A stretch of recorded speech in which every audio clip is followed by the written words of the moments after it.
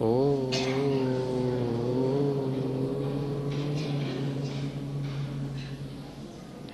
ओ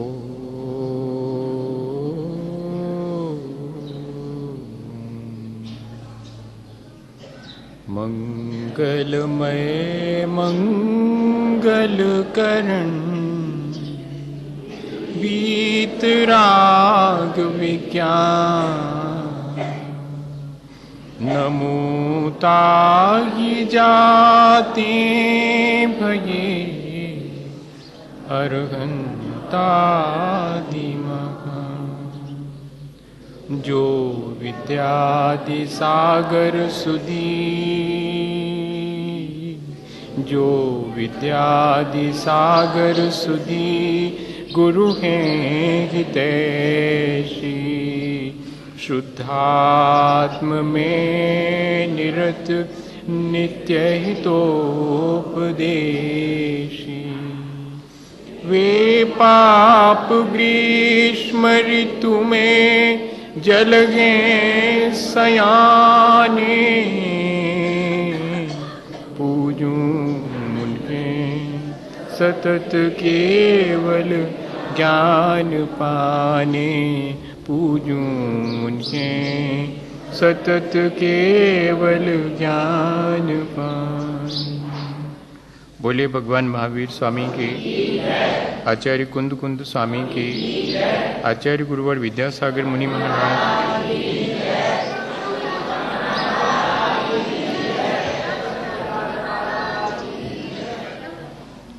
हम सभी लोग एक श्रावक के जीवन में कैसे आध्यात्मिक विकास हो सके इस बात पे विचार कर रहे हैं।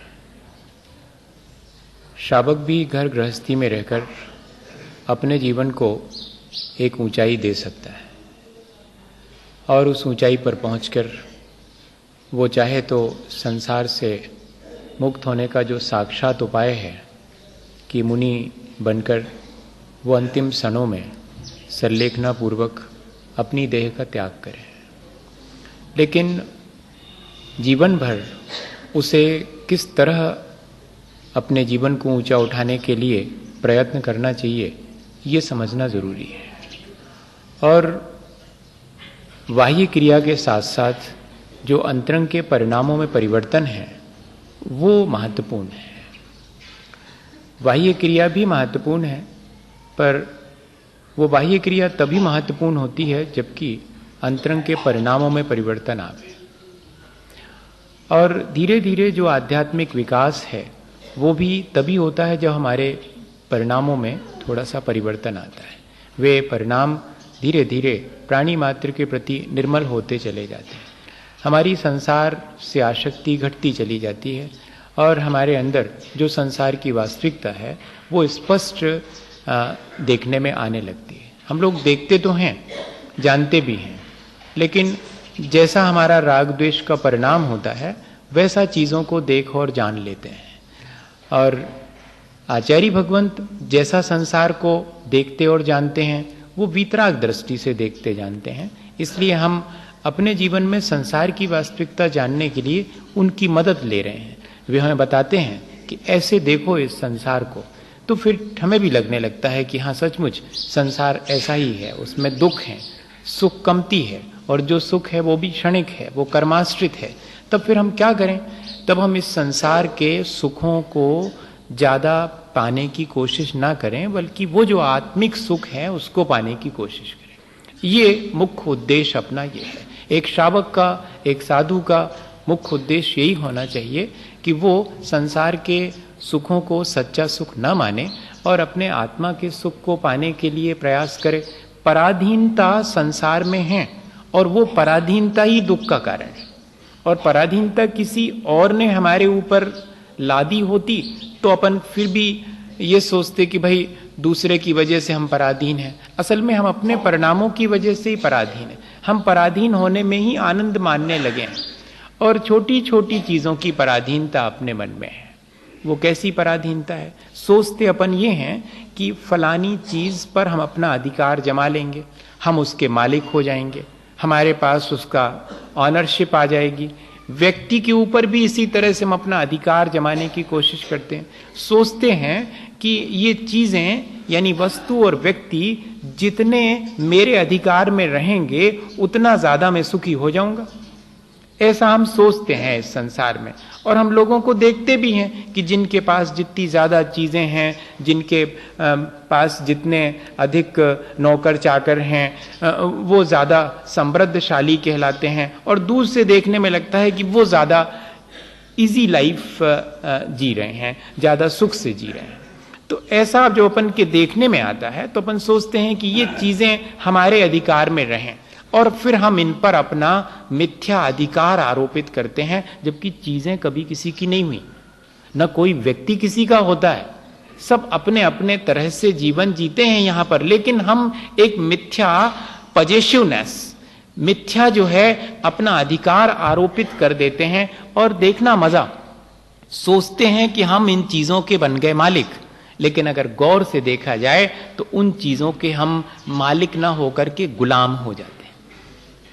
हम उन चीजों के इतने एडिक्ट हो जाते हैं, इतने अधीन हो जाते हैं कि फिर उन चीजों के अभाव में हमारा जीवन व्यतीत होना मुश्किल लगने लगता। तो बताओ, अभी हम जिस चीज के बिना शांति से जी रहे थे और सोच रहे थे कि इससे भी ज्यादा अच्छा रहेगा अगर वो चीज मिल जाएगी, और वो मिल गई, तो अब उस चीज की देखरेख में लग गए। माने पहले जब तक तिजोरी नहीं थी तो हमारे ख्याल से ज्यादा मालिक थे, अब तो तिजोरी आ गई है तो तिजोरी की चौकीदारी करना पड़ रही, तो अब चौकीदार बन गए कि मालिक रह गए?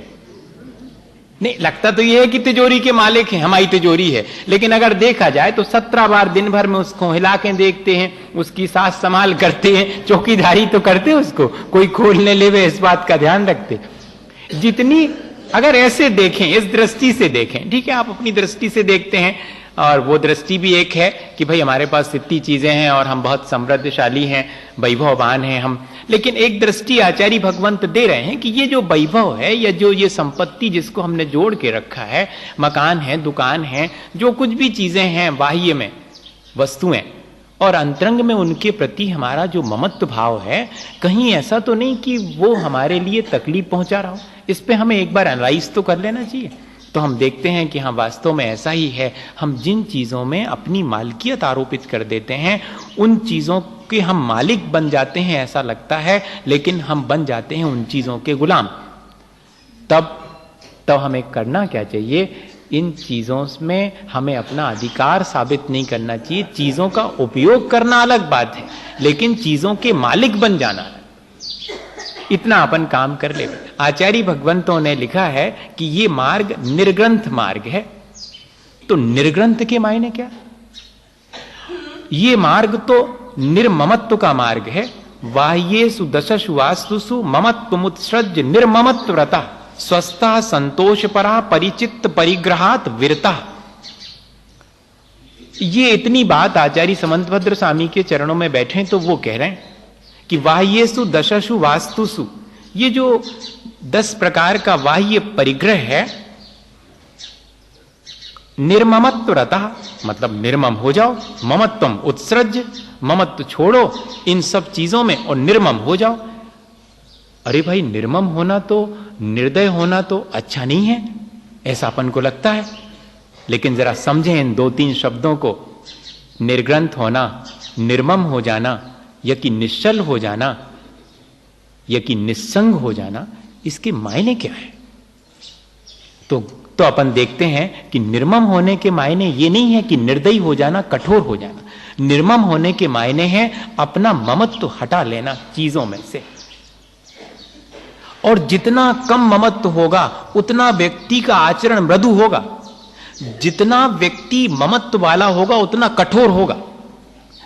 अपन सोचते हैं कि निर्मम होना मतलब कठोर होना, नहीं, ममतावान, ममत्व के साथ जीवन जीने में कठोरता ज्यादा है। देखो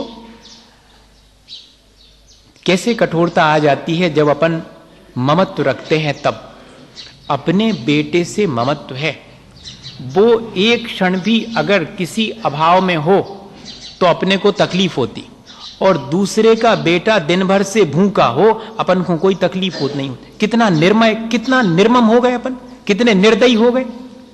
देखो अपने बेटे से ममत्व है सो उसके तो भोजन की चिंता है, लेकिन दूसरे का बेटा सुबह से भूखा है उसकी बिल्कुल चिंता नहीं, उसके प्रति अपने मन में जया भी दया नहीं आती। यह है निर्ममता। ऐसा विचार करें कि ममत्व जितना होगा उतना ज्यादा हम जो है और अधिक कठोर हो जाएंगे दूसरे के प्रति। एक उदाहरण है इसका। क्या हुआ था, एक बार एक जमींदार का बेटा नाराज होकर घर से चला गया और कुछ दिन बाहर रहा, घूमा फिरा, लेकिन उसको समझ में आया कि ऐसी नाराजी कोई काम की नहीं है, बेकार में परेशानी मोल ली। तो एक चिट्ठी लिखी मां के लिए कि हम घर आना चाहते और आ ही रहे हैं, फलानी फलानी गाड़ी से आ रहे हैं। और ट्रेन जो है उस गांव से ट्रेन 3 किलोमीटर दूर थी, वहां स्टेशन था। तो जमींदार बड़ा खुश कि चलो बेटा वापस आ रहा है, थोड़ा सा मुझे भी ध्यान रखना था, मुझे नाराज नहीं होना चाहिए था, अब तो मैं खुद जाके लेके आऊंगा बेटे को।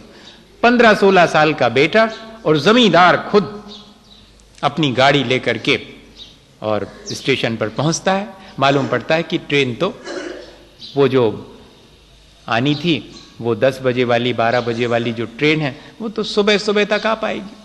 तब वहीं पर रेलवे स्टेशन पर जो है और एक धर्मशाला बनी हुई थी, उसमें वो जमींदार को तो धर्मशाला में कमरा बहुत आसानी से मिल गया। अब ऐसा संयोग बना कि वो ट्रेन जितनी लेट बताई थी उससे पहले ही आ गई। उसमें से वो बेटा उतरा, स्टेशन पर तो कोई नहीं मिला। उसने कहा चलो धर्मशाला में रुकते हैं, सुबेरे अपने गांव चलेंगे, पैदल चले जाएंगे। जबकि जमींदार लेने आया है और वो उस धर्मशाला में रुका है, पर इतने वर्षों से बेटा गया है तो सहसा पहचान नहीं पाया।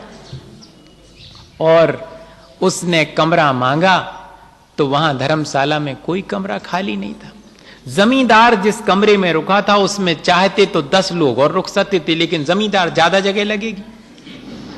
अच्छा लगेगी, जितना बड़ा व्यक्ति होगा उतनी जगह घेरेगा वो तो। जैनेन्द्र कुमार ने लिखा कि मुझे मालूम पड़ा कि एक व्यक्ति बहुत रईस हैं, उनके यहां पर 365 दिन के 365 कमरे हैं, रोज नए कमरे में सोते हैं। तो हमने सोचा कि देख के आए, वो तो कुछ अलग ही व्यक्ति होंगे। बोले हम उनके घर गए, हमने पहले तो उनका भोजन देखा तो वो ऐसा ही कर रहे थे, हमने सोचा कि शायद और दूसरे ढंग से करते हो। अरे भाई बड़े आदमी हैं तो ऐसे करते हो, कहीं और तो नहीं, वो तो ऐसे ही कर रहे थे। फिर हमने उनका उठना बैठना देखा, चाल देखी तो हमारे जैसे चलते थे। हमने कहा कोई ज्यादा अंतर नहीं है। हमने सोचा कि हो सकता है रात में कुछ अंतर पड़ता हो सोते समय, क्योंकि 365 कमरे हैं, शायद 5-10 मिनट, 1-1 घंटे एक कमरे में सोते हो, फिर दूसरे में चले जाते हो। लेकिन बोले जब वो सोने लगे तो हम अपने कमरे से उठ करके उनके कमरे में झांक के देख के आए हैं। उस कमरे में बड़ा बढ़िया पलंग बिछा है, लेकिन ठंड के दिन हैं, वे तो कमरे में 3 फीट में सिकड़े हुए पड़े हुए हैं। 364 कमरे तो मन समझाने के हैं, उस कमरे में भी इतनी सी जगह में भी बन गए हैं। हम वापस लौट आए कि काय के बड़े आदमी हैं, हम तो आराम से सोते हैं जी, तो फिर भी ठुठुर के सो रहा है उसमें। ऐसा उन्होंने लिखा।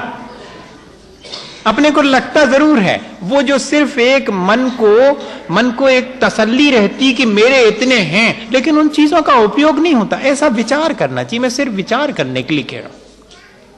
और वो व्यक्ति जमींदार है और उसके कमरे में कोई को नहीं रुकाया जा सकता। वो लड़का 15 साल का बाहर खंबे से टिका दालान में सारी रात। एक तो भूखा था, इतने दिन से यहां वहां भटक रहा था, कमजोर वैसे ही हो गया था। रात दिसंबर और जनवरी की थी, अत्यंत ठंड का समय, कपड़े लत्ते कुछ ठीक नहीं थे। सुबेरे और उसके प्राण निकल गए। देखना आप। और 6 बजे ट्रेन आएगी, वो जो लेट है ऐसा मालूम था, पर 5:30 बजे ही हल्ला मच गया कि ये कौन लड़का है, कहां से आया, ये तो मरण को प्राप्त हो गया। जमींदार के भी दरवाजे खुले, होगा कोई भिखारी, फिर भी देख लें तो निकलने लगे। तो फटे पुराने कपड़े के बावजूद भी चेहरा देख करके और उन्हें लगा कि मेरा ही पुत्र होना चाहिए, और जब उसके पॉकेट वगैरह में देखा गया तो सारी बात तय हो गई कि जमींदार का पुत्र है। और अब जमींदार उसको गोदी में उठाए और कमरे में रखे हैं। जब जिंदा था तब कमरे में जगह नहीं थी, अब मर गया तो कमरे में रखे हुए। ये क्या चीज है? ये ममत्व जो है वो कठोर बना दिया कि नहीं बना दिया? अपने बेटे से ममत्व ने मुझे बाकी बेटों को पराया मान करके कठोर बना दिया। ये ममत्व जो है वो कठोरता लाता है, या कि ममत्व नहीं होने पर हमें लगता कि निर्दयी हो जाएंगे, निर्मम हो जाएंगे? निर्ममत्व रतः शब्द सोच समझ के रखा होगा आचार्य भगवंतों ने कि हम वास्तव में दूसरे के प्रति ममत्व रखते हैं तो ज्यादा निर्मम हो जाते हैं। हमें ममत्व छोड़ देना चाहिए और दयालु होना चाहिए। जो जितना ममत्व से रहित होगा उतना दयालु होगा, क्योंकि उसके अपना अकेला कोई नहीं है, उसके तो सब हैं। हम जब दूसरे के यहां पर आहार करने जाते तो वो कहते जी हमारे इनसे दुआ दो, जी हमारे इनसे दुआ दो, जी हमारे इनसे दुआ दो। तो हम सोचते कि तुम्हारे तो 10 ही 15 हैं, हम इनको कौन को पराए कह देवे कि जी हमारे नोई। उसी समय हम मालूम पड़ता कि देखो कितनी लिमिट है हमारी, हमारा ममत्व कैसा है। हमारा ममत्व जो है थोड़े से जीवों के प्रति है और वो हमें दूसरे के प्रति कठोर बना देता। ये अपन रोजमर्रा के जीवन में देख रहे हैं। इसलिए शायद आचार्यों ने ये बात कही कि अगर हमें निष्परिग्रही होने का आनंद लेना है, अब 9वीं प्रतिमा में अभी तो मैंने चीजों को अपने सुरक्षा के लिए, जीवन के लिए रख रखा था, लेकिन अब तो मैं मेरे शरीर के लिए वस्त्र इत्यादि और पूजा की सामग्री को छोड़कर बाकी सब चीजों का त्याग करता हूं। तब जाकर के 10 प्रकार के परिग्रह का और अंतरंग में 14 प्रकार के परिग्रह का त्याग कर देना, यह है मुनियों के लिए। लेकिन श्रावक तो इतना ही कर सकता है कि बाह्य के परिग्रह को छोड़ देवे और उनके प्रति ममत्व भाव को भी छोड़ देवे, बस इतना ही कर सकता। वो निर्ग्रंथ होने के लिए यही उसका उपाय है। घर गृहस्थी में रह करके भी निर्ग्रंथ मार्ग है। मोक्ष का मार्ग तो निर्ग्रंथ है। ग्रंथि कहलाती है परिग्रह, और निर्ग्रंथ मतलब निष्परिग्रह। इसलिए अपन निर्ग्रंथ कहते कि हमारे महाराज निर्ग्रंथ होते हैं। एक तो ग्रंथ के मायने होता है परिग्रह, और एक ग्रंथ के मायने होता है शास्त्र, और एक ग्रंथ के मायने होता कॉम्प्लेक्स, जटिलता। ग्रंथि जिसको कहते, गांठ बंध गई तो ये गांठ ही तो बांध लेते अपन, चीजों की गांठ बांध ली हम आई है जी। अपन कहते ना कि सब गठिया के रख लो, गठिया के रख लो मतलब अपना मान करके जोड़ करके अपने पास रख लिया, वो ग्रंथि कहलाएगी। अभी भी कई जगह पर मंदिरों में या कि और दूसरे धर्म के स्थानों में प्रवेश करते समय सिले हुए या कि गठान लगे हुए कपड़े पहन के जाने की मनाही है। क्यों? निर्ग्रंथ, गांठ नहीं बांधना, ग्रंथि से रहित होकर के। बाद में जाकर के जब कोई प्रतिमा धारण करता है तो उसकी जो पोशाक है वो भी कैसी बनाई गई? निर्ग्रंथ, कोई सिलाई विलाई नहीं, कोई उसमें गांठ वांठ नहीं, बस ऐसे ही दुपट्टा डाल लो, लपेट लो एक ठो पहनने का वस्त्र। इस तरह ये प्रतीक है इस बात का कि कोई ग्रंथि नहीं है। मन के भीतर भी ग्रंथि नहीं होनी चाहिए। 2 प्रकार की ग्रंथि होती, एक सुपीरियरिटी कॉम्प्लेक्स और एक इंफीरियरिटी कॉम्प्लेक्स। ये दोनों ही अपन लोगों के भीतर हैं। कैसे? चीजों के सद्भाव में हम अपने को बहुत ऊंचा मानने लगते हैं और चीजों के अभाव में हम अपने को दीनहीन मानने लगते। ये क्या चीज है? ये कॉम्प्लेक्स ही तो है। जो चीज हमारे पास है वो उस चीज के होते हुए हम सोचते हैं कि हम बहुत, आज तो वर्तमान में वो व्यक्ति उतना बड़ा है जिसके पास जितना चीजों का जरीखा है, हाँ, जितना सामान है वो उतना बड़ा, उतना स्टेटस वाला है। मतलब जितनी कारें, जितना ममत्व है उतना बड़ा मैं, जितना मेरा ज्यादा है उतना मैं बड़ा हो गया। अपने मैं को बड़ा करने के लिए मेरेपन को बढ़ाते जाते हैं अपन, ममत्व को बढ़ाते चले जाते, चीजें इकट्ठी करते चले जाते। इतना ही नहीं, संसार में तो ठीक है, संसार से पार होने वालों के साथ भी ऐसा ही घटित होते देखा जाता। कह दें क्या? नहीं कहना चाहिए, आप सब समझते हैं। अभी कल तक इस बात से अपने को बड़ा मान रहे थे कि करोड़ रुपया है, लाख रुपया है, अब दूसरी चीजें गिनने लगे। आप समझदार हैं, इशारा काफी है। त्याग करने के बाद भी दूसरी चीजें गिनते हैं, हमने इतने को त्याग करो, अबे भी गिन रहे भी रुपया। पहले जब थे तब 1 करोड़ थे कि मैं 1 करोड़ का स्वामी हूं, और अब मैं 1 करोड़ का त्याग करने वाला हूं। अरे वाह, कल तक जब 1 करोड़ थे तब उनका पजेशन, उन पर पजेशनेस थी, उनका ममत्व था, और आज छोड़े गए उसका ममत्व कि मैंने इतने छोड़े, मैंने 1 लाख मालाएं फेरी। अच्छा, वे 1 लाख रुपया गिन रहे थे जी, मालाएं गिन रहे, ज्यादा अंतर नहीं आता। मैं इतने सारे लोगों को प्रभावित करने वाला अत्यंत प्रभावी, मेरा जैसे इतना परिवार, ऐसे ही मेरे इतने सारे।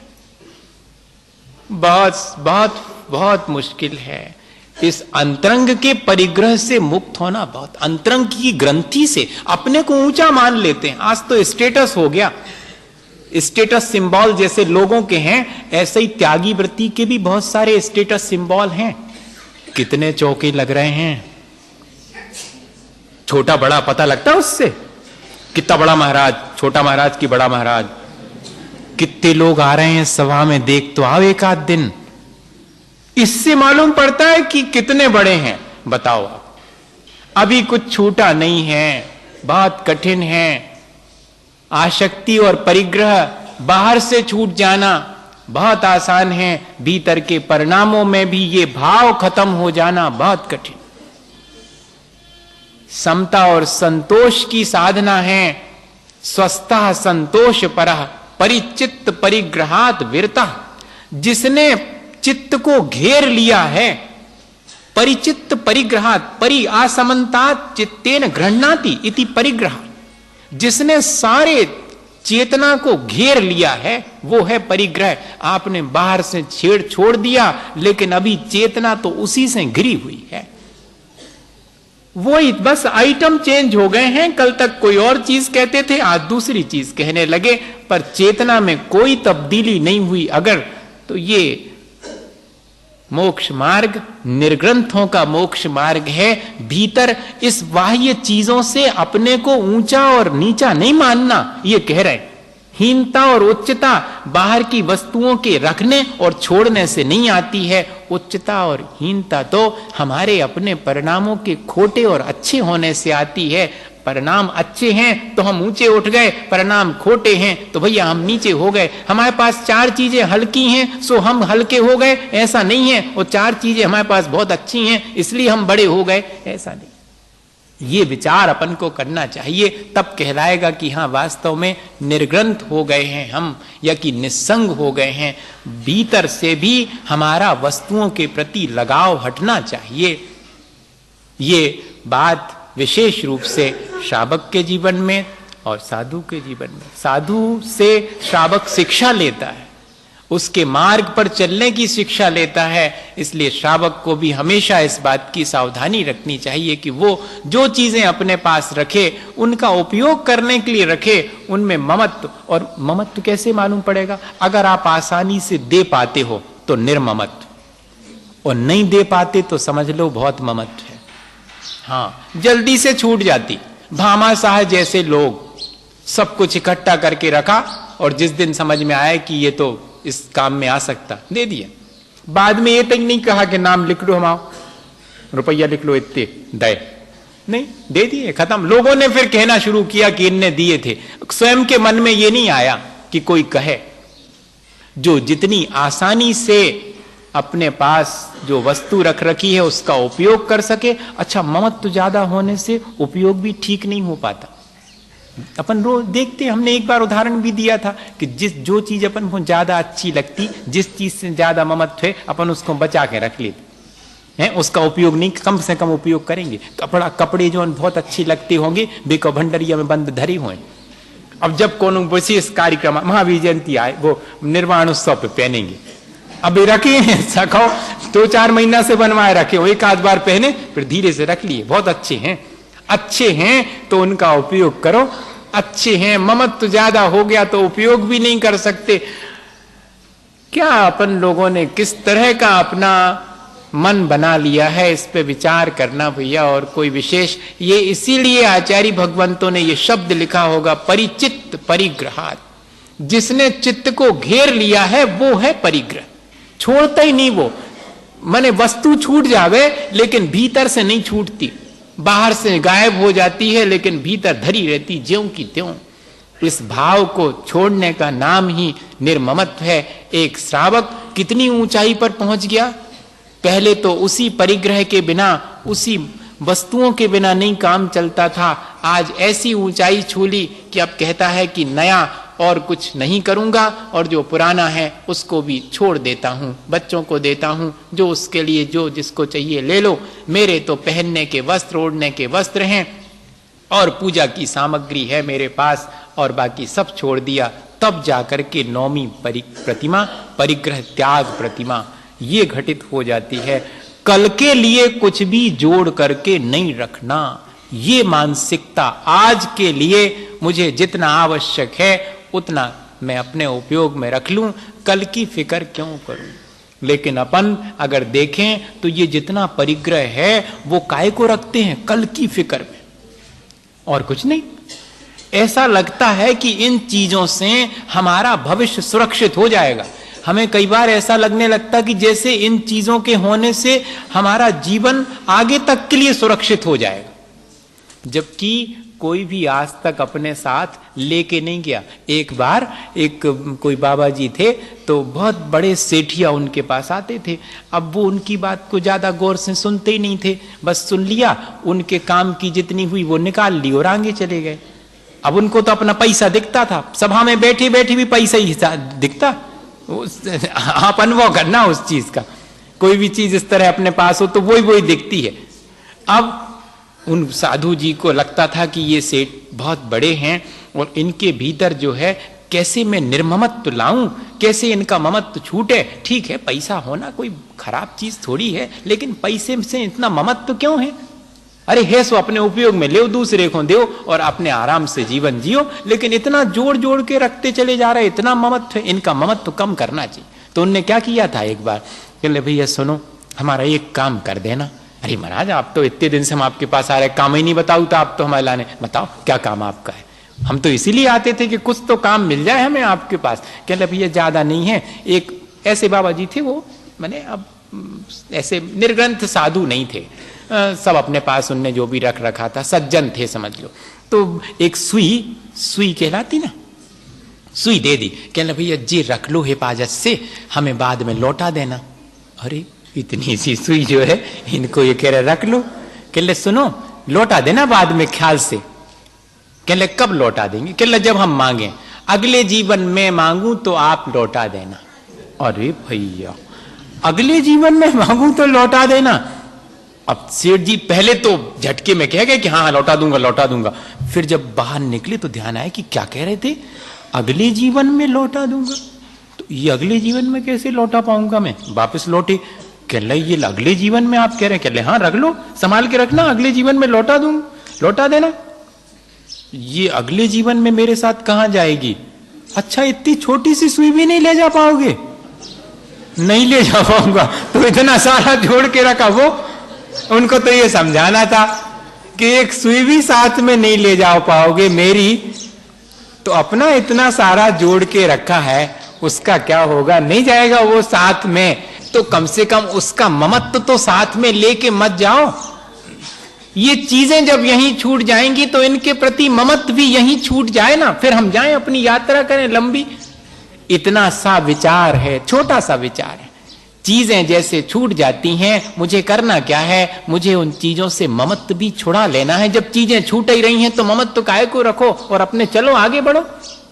अगर इतनी सी विद्या अपने मन में आ जावे तब तो क्या है, फिर तो आनंद हो जावे। लेकिन इसी में वर्षों लग जाएंगे, कई जिंदगियां लग जाएंगी। यही तो साधना है, और क्या करना। निर्ग्रंथ होने की साधना का मतलब क्या है, भीतर से ममत्व से रहित हो जाना, संग से रहित हो जाना, कोई भी उच्चताहीनता की गांठ भीतर नहीं रह जाना किसी चीज के प्रति। ये निर्ग्रंथता है। अपन रोज पढ़ते कि निर्ग्रंथ, कैसा निर्ग्रंथ होना, यही निर्ग्रंथता है। एक और उदाहरण सुनाऊं तो शायद बात और अच्छे से समझ में आ जाए। अपन लोग कल पर टाल देते हैं और कल की सुरक्षा चाहते हैं। आज भले ही असुरक्षित हों लेकिन कल की सुरक्षा की चिंता बहुत, भविष्य के लिए सुरक्षित कर रहे हैं। वर्तमान भले ही खतरे में पड़ो, भैया आज का दिन अगर मैंने अपने जीवन को बहुत अच्छे से व्यतीत किया है तो मेरा भविष्य तो उज्जवल होगा ही। और आज मैं आकुल विकल हो करके कल की चिंता में आज का दिन व्यतीत करूं, बताओ। कल की आकुलता है कि ये ऐसा नहीं होगा तो क्या करूंगा, तो आज ऐसा इंतजाम कर लो कल के लिए। लगता जरूर है ऐसा, आपको लगेगा कि महाराज जी को सब हरा भरा लग रहा हो, महाराज को क्या है, हमें कितनी चिंता करनी पड़ती कल के लिए। अब कल चौका लगाना तो क्या चिंता नहीं करेंगे, ऐसा मन में आ जाएगा, आज ही से तैयारी करना पड़ेगी। तो ये तो है, जो भी सांसारिक काम है उन सब में ऐसी चिंता तो रहेगी। ऐसे थे कि सुबह उनके पास खूब चढ़ोतरी आती थी, लोग चढ़ा जाते थे, उनकी जीवन साथी भी थी, वो ऐसे वाले बाबा जी थे। तो हम अपने ब्रह्मचारी जी को भी बाबा जी कह देते हैं, क्यों, सज्जन पुरुष हैं, सरल हैं, भद्र परिणामी हैं, उन्हीं को अपन बाबा जी कह देते हैं। तो उनके जीवन साथी भी थी, वो दोनों जन बड़े प्रेम से अपना रहते थे। जीवन का आखिरी समय था, जो भी आ जाता था दिन भर में, लेकिन उनकी एक नियम था, उनका सिद्धांत था कि शाम को एक पैसा या एक भी कोई चीज अपने पास नहीं रखी जाएगी। जितना पैसा आया, जितनी चढ़ावा आया, जितना खाने पीने का सामान आया, अपने उपयोग में जितना आए शाम होते ही बांटना शुरू, सबको दे दो, जो जो हैं सबको बांट करके खत्म। कल का कल से देखेंगे, आज का फिनिश। शाम होते ही अपन ऐसा नहीं कर सकते क्या, सब रखा रहने दो, कौन अपन छाती पर रख के सो रहे हैं, सोते समय मेरा सारे परिग्रह का त्याग, उसके ममत्व का भी त्याग, क्या पता सुबह हुई कि नहीं हुई, कौन झगड़े में पड़े, कौन साथ में ले जा रहे हैं, तो ममत्व भी छोड़ो, मेरा नहीं है, कल फिर हो जाएगा सवेरे मेरा, लेकिन आज रात में तो मेरा नहीं है, इतने इसमें क्या दिक्कत है। उनके ऐसा ही था, वे सब दे देते थे। कई बार उनकी जीवन साथी ने कहा कि थोड़ा बहुत तो बचा लिया करे, रात बिरात कभी जरूरत पड़ जाए तो। अब दिन में तो सब दे देंगे, लेकिन रात बिरात कहां, 12 बजे कहां पर किसी से अपन मांगने जाएंगे। कहते नहीं, शाम को सब खाली करके ही शांति से सो। जब जब भी उनकी जीवन साथी कहती थी कुछ बचा लो, तो वे कहते थे, क्या तुम्हें भगवान के ऊपर विश्वास नहीं है, जिसने आज के लिए दिया वही कल देगा, इसकी मुझे फिक्र काहे को करनी है। इससे तो ये मालूम पड़ता है कि अगर कल के लिए बचा के रखा है तो इसका मतलब है कि तुम्हें अपने ऊपर विश्वास नहीं है, अपने पुण्य पर। कल अगर पुण्य होगा तो फिर सारी चीज हाथ में आ जाएगी। ऐसा निर्ममत्व भाव एक स्थिति में आकर के आएगा, एकदम जल्दी से नहीं आएगा। अभी आप सोचो कि कल ही आ जाए, ऐसा नहीं आएगा। ये आ सकता है, लेकिन किसी के भीतर धीरे धीरे जब वो ऐसे अपने जीवन को आध्यात्मिक रूप से विकसित करता जाता है, नौमी प्रतिमा वाला ऐसा दिखना चाहिए, इतना निर्ममत्व, इतना निश्चिंत, इतना निष्फिकर, कल की कोई चिंता नहीं, कल क्या होगा। और एक दिन ऐसा हुआ कि उस बाबा ने कहा कि देखो, अब मेरे जीवन का अंत निकट है, हो सकता है कि रात मेरी गुजरे और मैं भी शायद यहां से विदा ले लूं। आज की रात हो सकता आखिरी रात हो। अब थोड़ी सी जीवन साथी ने कहा कि ठीक है, वो भी इतने दिन से उनके साथ रह रही थी तो उसके मन में भी बहुत अच्छे परिणाम थे। उसने कहा ठीक है, अगर आज आखिरी रात है तो आज तो, पर उसके मन में बस एक ही चीज रहती थी कि थोड़ा तो बचा लेना चाहिए। तो अब लेकिन इनसे पूछेंगे कि बचा लें तो ये तो मना ही कर देंगे। तो शाम को सब बट रहा था, तब धीरे से छिपा करके बाबा जी से वो 5 रुपए का नोट रख लिया कि शायद अब आज आखिरी रात है, और आखिरी रात है और रात बिरात 12 बजे कुछ चीज की जरूरत पड़ जाए तो कहां किससे मांगेंगे अभी जाकर के। तो 5 रुपए बचा के रख ली। 12 बजे रात को, और बाबा जी ने बहुत, उनको बेचैनी हुई। हाँ, बेचैनी हुई तो चद्दर में से मुंह निकाल करके आवाज दी तो जीवन साथी तो जाग ही रही थी। क्यों, आज नींद नहीं आई क्या? तो अब जीवन साथी क्या कहें कि हाँ नहीं आई, हाँ नहीं आई, कुछ बचा लिया है क्या? अब बहुत मुश्किल है बड़ी वो। तो कुछ नहीं बोल सकी, बोले कि आपको कैसे मालूम। अब ऐसा सीधा सीधा बोले आपको कैसे मालूम कि हमने कुछ बचा लिया। तुम्हारे चेहरे का भाव बता रहा है, कल तक तुम जिस निश्चिंतता से सो जाया करती थी, आज तुम्हारे चेहरे पर चिंता है। जो चिंतित है वो ही बचा लेता है, और जो बचा लेता है वो ही चिंतित होता है। दोनों ही चीजें। सुनो, आज तो आखिरी रात है, और आज तुम मेरे विश्वास को अविश्वास में बदल दोगी। आज तक मैंने अपने ऊपर और अपने पुण्य पाप पर विश्वास किया है, अपने भगवान पर मैंने विश्वास किया। आज आखिरी रात क्या सोचेंगे भगवान अगर हैं तो, कि इनको मेरे ऊपर इतना विश्वास नहीं, कल की फिक्र, और बचा लिए पैसे। पूरे जीवन तो इस बात का ध्यान रखा, और आखिरी समय चूक गए। अब मैं आखिरी समय नहीं चूकूंगा, तुम तो दे दो वो 5 रुपए।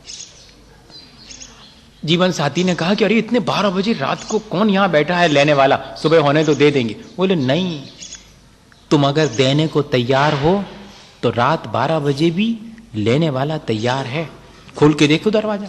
और सचमुच वहां पर एक व्यक्ति इस आशा से आया था कि इस दरबार से अगर कुछ होगा तो मुझे बिना मिले नहीं रहेगा, और थोड़ा लेट हो गया था, तब तक सब बट करके दरवाजा बंद हो गया था। तब से वो वहीं बैठा था कि सुबह पहले नंबर मैं ही ले लूंगा, और रात 12 बजे दरवाजा खोला तो वो बैठा हुआ था। और जीवन साथी भी चकित कि ये व्यक्ति इसी के लिए बैठा है, शायद ये 5 रुपए जो बचा लिए थे वो इसके हैं, इसको मिलना थे, वो मेरे पास मैंने बचा लिए हैं। और उसको दे दिए। और कहते हैं कि 5 रुपए देने के बाद वो फकीर जितनी बेचैनी और तड़प महसूस कर रहा था, एकदम अत्यंत शांत हो गया, और संसार से उसने विदा ले ली। सब कुछ छोड़ने के बाद, उस ममत्व को छोड़ने के बाद अगर हम विदा लेंगे तो आखिरी बार होगी हमारी विदा। फिर हमें बार बार इस संसार में नहीं आना पड़ेगा। हमारा जो ममत्व है वो हमें फिर से लाता है कि चलो तुम उनसे आसक्ति रख के आए थे, ले लो वो चीजें, फिर से ले लो। और अगर एक बार हम उन चीजों से, उन सब चीजों से अनासक्त हो जाएंगे तो संसार में वापस काहे को लौटेंगे बेकार में। ये संसार से पार होने की प्रक्रिया है, परिग्रह का त्याग कर देना। माने गणेश प्रसाद जी वर्णी हमेशा कहा करते थे, और कोई नियम ले या मत ले, तुम तो परिग्रह का परिमाण कर लो तो गृहस्थी बहुत अच्छे से चलेगी। एक गृहस्थ के लिए पहला उपदेश देते थे कि सारा पाप परिग्रह से होता है, तुम परिग्रह तो रखो लेकिन सीमा कर लो, असीम मत रखो परिग्रह, अपनी इच्छाओं को सीमित रखो तो संतोष पूर्वक अपना जीवन स्वस्थ और संतोष परा। स्वस्थ मतलब अपने आत्मा का ध्यान कर सकोगे, नहीं तो सब दुनिया की चीजों का ध्यान करते रहोगे, उन्हीं को संभालते रहोगे। तो कम रखोगे तो कम ध्यान रहेगा चीजों का, अपना ध्यान करने का समय मिल जाएगा। ऐसा श्रावक अगर विचार करे और अपने परिग्रह को सीमित रखे और एक स्थिति में जाकर के उसके ममत्व को छोड़ देवे भैया, तो गृहस्थी बहुत अच्छे से और एक दिन उससे पार भी हो सकते हैं। इसी भावना के साथ बोलिए आचार्य गुरुवर विद्यासागर मुनि महाराज। हे गुरुवर शाश्वत